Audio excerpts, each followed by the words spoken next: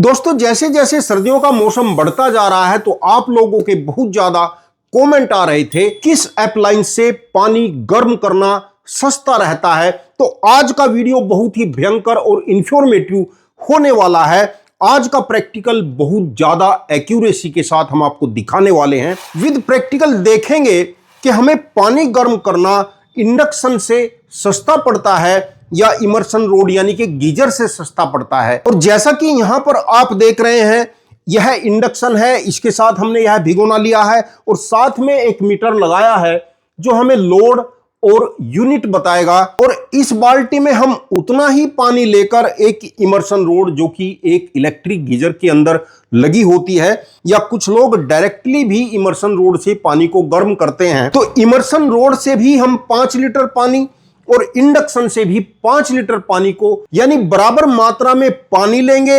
एक ही समय हम दोनों को स्टार्ट करेंगे, घड़ी हमारे पास है तो देखेंगे कि 5 लीटर पानी का टेम्परेचर 90 डिग्री सेल्सियस होने में किसको अधिक समय लगता है और कौन अधिक एनर्जी लेता है। हालांकि नहाने के लिए हमें 40 या 45 डिग्री सेल्सियस का गर्म पानी ही सफिशिएंट रहता है, लेकिन यहां अधिक एक्यूरेसी देखने के लिए हम पानी भी अधिक ले रहे हैं, 5 लीटर पानी ले रहे हैं और टेम्परेचर भी अधिक कर रहे हैं जिससे कि एक्यूरेसी मैक्सिमम निकल कर आए।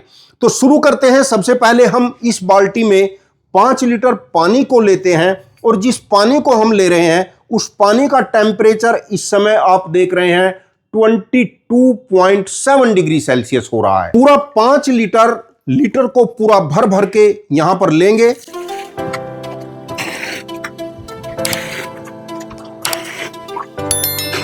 और 5 ही लीटर पानी स्टील के भिगोने में लेंगे।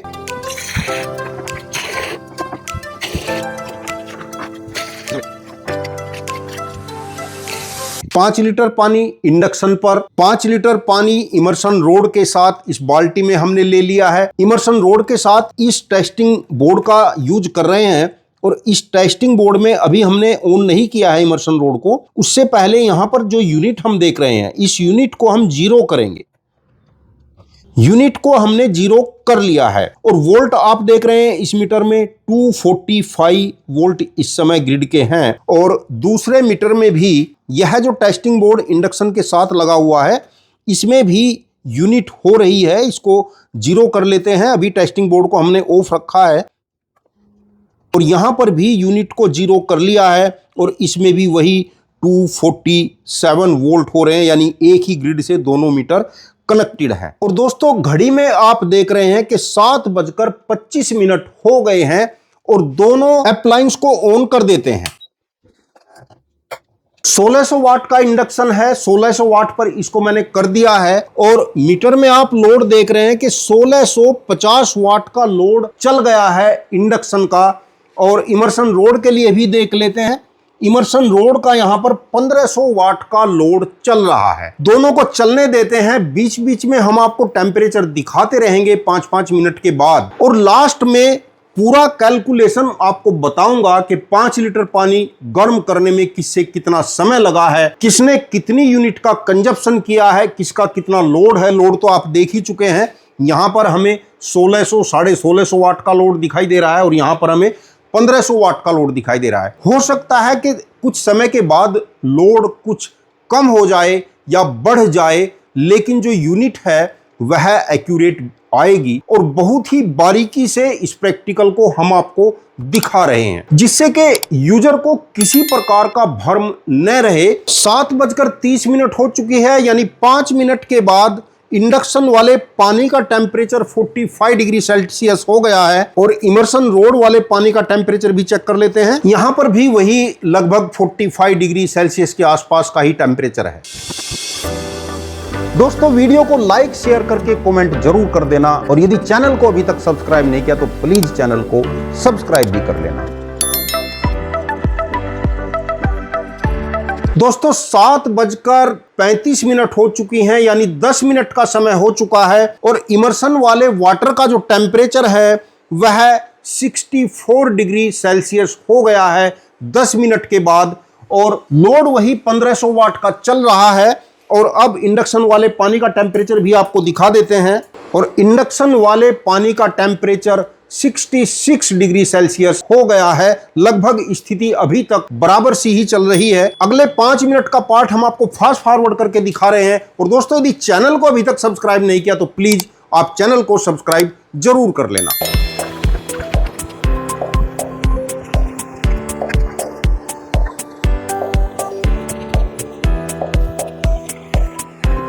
दोस्तों, 15 मिनट का समय हो गया है। अभी इंडक्शन वाले पानी का टेम्परेचर देख लेते हैं। 15-16 मिनट के बाद इंडक्शन वाले पानी का टेम्परेचर 80 डिग्री सेल्सियस हो गया है। और अब आपको इमर्शन रोड वाले पानी का टेम्परेचर भी दिखा देते हैं। इमर्शन रोड वाले पानी का टेम्परेचर 82 डिग्री सेल्सियस हो गया है। और जैसे ही इमर्शन रोड वाले पानी का टेम्परेचर 90 डिग्री सेल्सियस हो जाएगा, दोनों को उसी समय बंद कर देते हैं।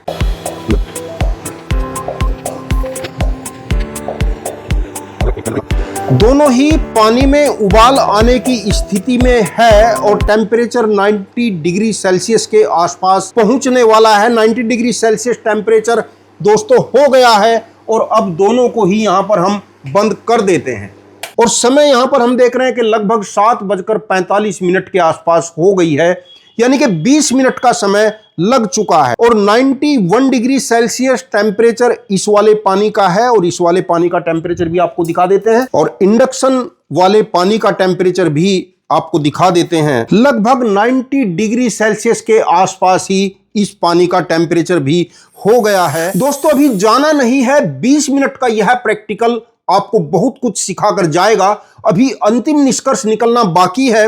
और 20 मिनट के इस प्रैक्टिकल में हमने देखा है कि दोनों ही यानी 5-5 लीटर पानी इंडक्शन और इमर्शन रोड से लगभग टेम्परेचर बराबर रहा है। 90 डिग्री सेल्सियस का यहां पर टेम्परेचर रहा है। इमर्शन रोड का लोड लगभग 1500 वाट लगातार चला है और इंडक्शन का लोड लगभग 1600, 1650 और 1650 वाट का चला है। किसने कितनी यूनिट कंज्यूम की है वह भी देख लेते हैं। इमर्शन रोड वाले टेस्टिंग बोर्ड में हम देख रहे हैं कि 0.50 यूनिट का कंजप्शन हुआ है। और इंडक्शन वाले टेस्टिंग बोर्ड को हम देख लेते हैं, यहां पर 0.54 यूनिट का कंजप्शन हुआ है। यानी लगभग आधा यूनिट का कंजप्शन हुआ है 20 मिनट में। और यदि 40 मिनट इनको यूज किया जाएगा तो मान लीजिए कि 1 यूनिट का कंजप्शन हो जाएगा। तो आप घर में जो इमर्शन रोड यूज करते हैं या गीजर यूज करते हैं, अब आपको क्लियर हो गया होगा कि एक गीजर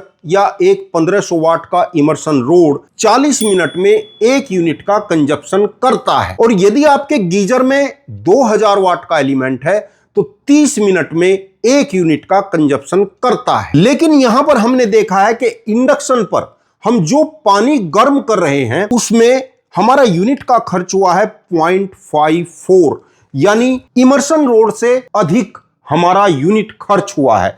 इसका अंतर और कारण मैं आपको बताता हूं। यहां पर जो हमने बर्तन लिया है वह प्लास्टिक का है और यहां पर इंडक्शन पर जो हमने बर्तन लिया है वह स्टेनलेस स्टील का है, यानी कि मेटल का है। क्योंकि इंडक्शन पर हम प्लास्टिक का यूज नहीं कर सकते हैं, मजबूरन हमको मेटल का यूज करना पड़ता है। और मेटल के बर्तन में जब भी हम पानी गर्म करते हैं तो हीट लॉस होता है, क्योंकि हमारा बर्तन गर्म हो जाता है और यहां से हमारा हीट लॉस होता है। और जैसे जैसे बाहर का टेम्परेचर और भी कम हो जाएगा, यानी सर्दी अधिक बढ़ जाएगी, तो मेटल का बर्तन और भी अधिक हीट लॉस करने लगेगा। तो अपने यूनिट के कंजप्शन को कम करने के लिए आप जब भी पानी को गर्म करें, प्लास्टिक की बाल्टी में ही गर्म करें। और यदि इमर्शन रोड का यूज करेंगे तो इससे कम खर्च किसी भी अप्लायंस का नहीं होता है। न इंडक्शन का होगा, न एक नॉर्मल हीटर का होगा, क्योंकि बहुत से घरों में अभी भी नॉर्मल हीटर या इंफ्रारेड का यूज खाना बनाने में या पानी गर्म करने में किया जाता है। चाहे नॉर्मल हीटर हो या इंफ्रारेड हो, दोनों एक ही चीज होती हैं।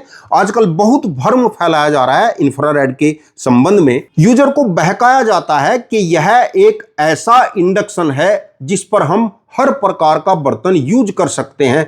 एल्युमिनियम का है, पीतल का है, तांबे का है, किसी भी प्रकार का बर्तन होगा इस इंडक्शन पर चल जाता है, जो कि इंफ्रारेड होता है। इंफ्रारेड एक तरीके का हीटर ही होता है, नॉर्मल हीटर होता है, उसके ऊपर इंडक्शन जैसी प्लेट लगाकर हम उसको इंडक्शन बताते हैं। तो इंफ्रारेड से या नॉर्मल हीटर से पानी गर्म करने में आपकी बिजली का अधिक खर्च होगा, क्योंकि वहां पर हीट लॉस दो तरीके से होती है। एक तो जिस बर्तन में पानी ले रहे हैं बर्तन के द्वारा हीट लॉस होती है, दूसरा जो नॉर्मल हीटर होता है उसकी हीट भी बाहर निकलती रहती है। यहां पर जो दो अप्लायंस हमने लिए हैं, इमर्शन रॉड और इंडक्शन, इन दोनों से हीट लॉस नहीं होता है। यदि हमने यहां पर भी एक मेटल की बाल्टी ली होती तो यहां पर भी यूनिट लॉस उतना ही हो जाता, हो सकता है ज्यादा भी हो जाए। और दोस्तों एक बार फिर से अंतिम निष्कर्ष मैं आपको बता देता हूं, यहां पर भी 5 लीटर पानी, यहां पर भी 5 लीटर पानी, दोनों का टेम्परेचर 90 डिग्री सेल्सियस तक होने में 20 मिनट का यहां पर समय लगा है।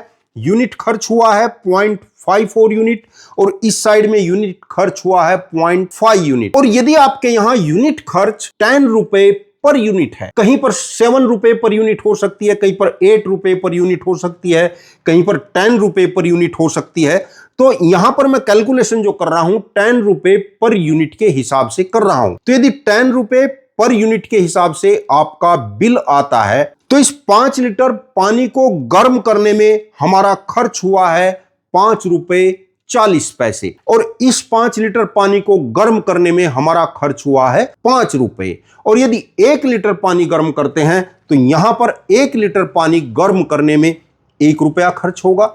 और यदि आपके यहां यूनिट 8 रुपए पर यूनिट के हिसाब से है तो 1 लीटर पानी गर्म करने में 80 पैसे का खर्च होगा। और यदि आपके यहां 5 रुपए पर यूनिट का चार्ज आता है तब आपके यहां 1 लीटर पानी गर्म करने में 50 पैसे का खर्च होगा। और लगभग ऐसी ही स्थिति इस साइड में भी रहने वाली। और दोस्तों वीडियो यदि अच्छा लगा हो तो लाइक जरूर कर देना, और यदि इसी प्रकार के लाइव डेमो प्रैक्टिकल आप देखना चाहते हैं तो कमेंट में जरूर लिखना। वीडियो देखने के लिए आपका बहुत बहुत धन्यवाद। नमस्कार दोस्तों।